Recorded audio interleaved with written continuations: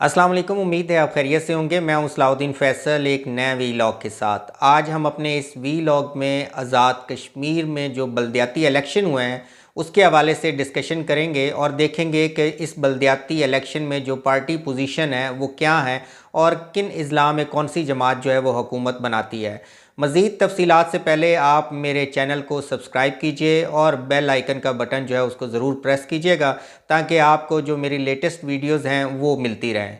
नाजरीन, आज़ाद कश्मीर में 31 साल के बाद जो है वो बलदियाती इलेक्शन हुए और बलदियाती इलेक्शन का जो पहला मरहला है, बेसिकली आज़ाद कश्मीर में जो बलदियाती इलेक्शन है वो 3 मराहिल में करवाने का फ़ैसला किया गया है। यानी आज़ाद कश्मीर में जो 3 डिवीज़न हैं, सबसे पहले जो है वो आज़ाद कश्मीर में मुज़फ़्फ़राबाद जो डिवीज़न है उसमें बलदियाती इलेक्शन करवाए गए हैं कल जो हुए हैं, और उसके बाद जो है पूंछ जो डिवीज़न है उसकी बारी आएगी और सबसे आखिर में जो 8 दिसंबर को मीरपुर जो डिवीज़न है उसमें इलेक्शन करवाए जाएंगे। मुज़फ़्फ़राबाद डिवीज़न में 3 ज़िले हैं जिनमें जो है एक मुज़फ़्फ़राबाद है, दूसरा जो है वो जेलम है और तीसरा जो है वो नीलम है। तो इन 3 अज़ला में जो है वो बलदियाती इलेक्शन कराए गए। इन अज़ला में जो कुल वोटर्स थे वो 7,97,732 वोटर्स जो है वो इस इलेक्शन में जो है वोट के लिए जो है वो एलिजिबल थे, जिनमें जो है वो आधे से ज़्यादा जो है वो मर्द वोटर्स थे, जबकि आप कह लें तकरीबन 45% जो है वो ख़वातीन वोटर्स थी इस इलेक्शन में। तो ये इलेक्शन जो है बड़े पुरसकून अंदाज में हुए हैं और पाकिस्तान तहरीक इंसाफ ने 31 साल के बाद जो है वो बलदियाती इलेक्शन आज़ाद कश्मीर में करवाने का फ़ैसला किया ताकि जो सियासत है या सियासी निज़ाम है वो निचली सतह तक जो है वो मजबूत हो सके और उसके बाद जो निचली सतह से जो लीडर हैं वो उभर कर जो है वो मरकज़ी सतह पर जो है वो लीडरशिप जो है वो आए और इसमें जो है वो सियासत जो है उसमें फ़रोग़ पाती है। इस इलेक्शन में जो है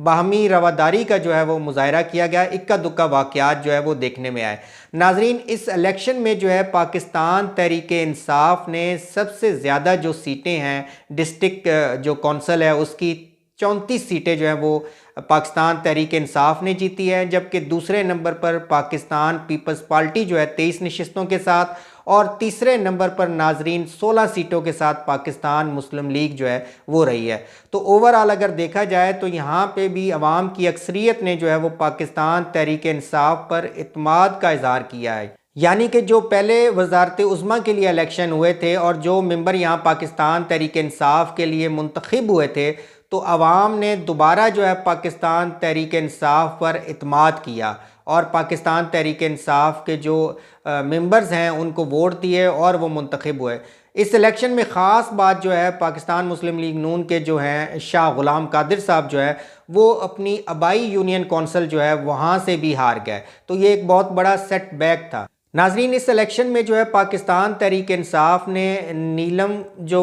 वैली है और जेलम वैली जो है वहाँ पे जो है वो अक्सरियती पार्टी जो है वो उभर कर सामने आई, बल्कि आप कह लें कि 2/3 अक्सरियत सीटें जो हैं वो पाकिस्तान तहरीक इंसाफ ने जीती। इसके अलावा जो मुज़फ़्फ़राबाद की डिस्ट्रिक्ट कौंसिल है वहाँ पे भी पाकिस्तान तहरीक इंसाफ जो है वो इंडिपेंडेंट के साथ मिल के जो है वो अक्सरियती पार्टी बन गई है, जबकि दूसरे नंबर पर पाकिस्तान पीपल्स पार्टी रही है जिसने 17 सीटें जीती हैं।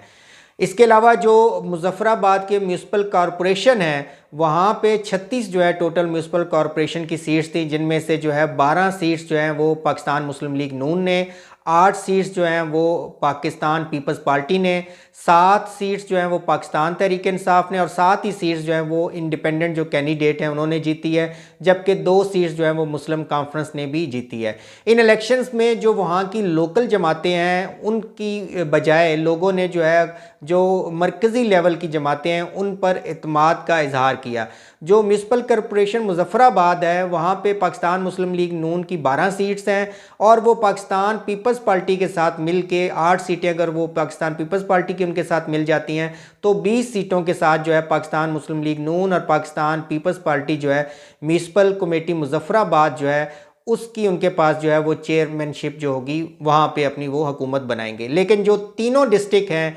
जिसमें जेलम है, जिसमें नीलम है, जिसमें डिस्ट्रिक्ट मुज़फ़्फ़राबाद बज़ाते ख़ुद है, इन तीनों में जो है वो पाकिस्तान तहरीक इंसाफ जो है वो बाआसानी अपनी हुकूमतें जो है वो बना लेगी। वो मेंबर मुंतखब हुए हैं उन पर बहुत बड़ी जिम्मेदारी आयद होती है कि वो अपनी क़यादत के सामने, अपनी आवाम के सामने जो है वो अपने आप को मनवाएं। और लोगों के जो बल्दियाती लेवल पे काम है, क्योंकि जो हुकूमत के असल काम जो हैं वो बल्दियाती मेंबर जो है वो करवाता है, तो अब जो बल्दियाती लेवल पे काम होंगे, जो आम आवाम के काम होंगे,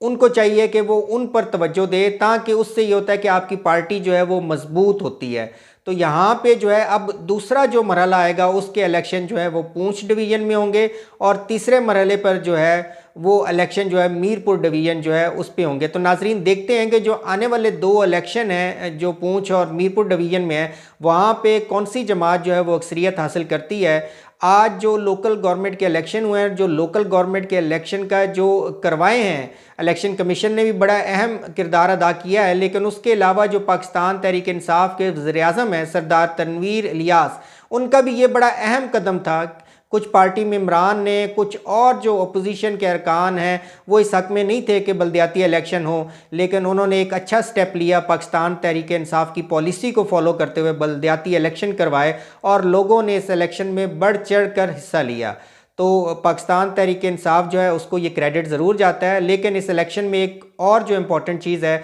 वो पाकिस्तान पीपल्स पार्टी का कम बैक है। पाकिस्तान पीपल्स पार्टी जो है वो इस इलेक्शन में दूसरे नंबर पर रही है, और उसने अपने वोट बैंक को इम्प्रूव किया है, उसने कम बैक किया है आज़ाद कश्मीर की सियासत में। अब देखते हैं कि जो नेक्स्ट जो है 2 डिवीज़न, इनमें जो है कौन सी सियासी जमात जो है वो अपने वोट को जो है वो मेनटेन करती है, कौन सी जमात जो है वो कम बैक करती है, और कौन सी जमात जो है वो पहले नंबर पर आती है। इसके साथ ही मुझे इजाज़त दीजिए। अल्लाह।